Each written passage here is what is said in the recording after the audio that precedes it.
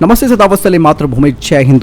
दोस्तों चाइना भारत के साथ टक्कर लेने के लिए नेपाल में रेल लाइन बनाने की परियोजना पर काम कर रहा है। चीन और नेपाल दोनों की दशकों से इच्छा रही है कि बीजिंग अब काठमांडू तक रेलवे लाइन को बनाए, लेकिन अब एक बड़ा झटका लगा है इस प्रोजेक्ट पे भी, क्योंकि भूवैज्ञानिक, भू राजनीतिक यानी कि जियोपॉलिटिक्स और तकनीकी समस्याओं के कारण ड्रैगन की हिमालय में रेल दौड़ाने की तमन्ना पूरी नहीं हो पा रही है।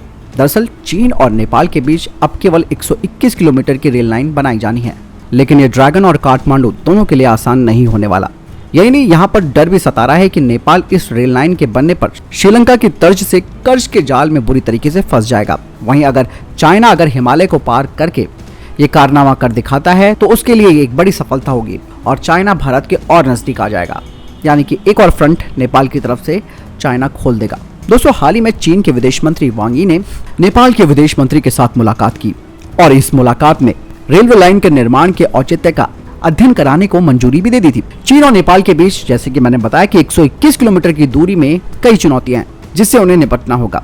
ये रेलवे लाइन हिमालय से होकर गुजरेगी और तिब्बत के ग्यारियोंग से काठमांडू के बीच बनेगी। इस रेल मार्ग का 98% हिस्सा सुरंगों और पुलों से भरा होगा। साथ ही इस पूरे इलाके में जटिल भौगोलिक स्थितियों और संरक्षित क्षेत्रों का ध्यान रखना होगा।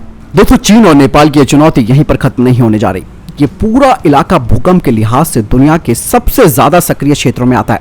चीन अगर यहाँ पर ट्रेन चलाने के लिए रेलवे लाइन बनाना चाहता है तो उसे निर्माण के दौरान भूकंप के साथ भूस्खलन, चट्टानों के गिरने, उच्च जमीनी तापमान और जल संरक्षण जैसी चुनौतियों से निपटना होगा। इसके अलावा जलवायु परिवर्तन भी चीन के लिए बड़ी चुनौती बनने जा रही है। जलवायु परिवर्तन की वजह से हिमालय में बहुत तेजी से बर्फ पिघल रही है।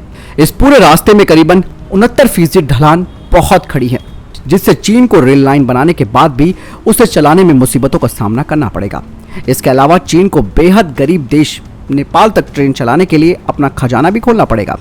ड्रैगन को 1 किलोमीटर रेलवे लाइन बनाने के लिए 3 करोड़ अमेरिकी डॉलर का खर्च करना पड़ेगा। चीन ने तिब्बत तक रेलवे लाइन दौड़ा रखी है, विश्व स्तरीय पुल और सड़कें बनाई है, जिससे अगर उसे नेपाल तक रेल दौड़ाकर एक और अजूबा करने की उम्मीद है। दरअसल नेपाल ने चीन के साथ कर्ज का जाल कहे जाने वाले बेल्ट एंड रोड परियोजना पर हस्ताक्षर कर रखा है। नेपाल को उम्मीद है कि इस रेल मार्ग के बनने पर वो चीन के साथ व्यापार तेज कर सकेगा। दोस्तों यहाँ चीन की नेपाल में अरबों रुपए उड़ाने के पीछे की एक बड़ी चाल भी है।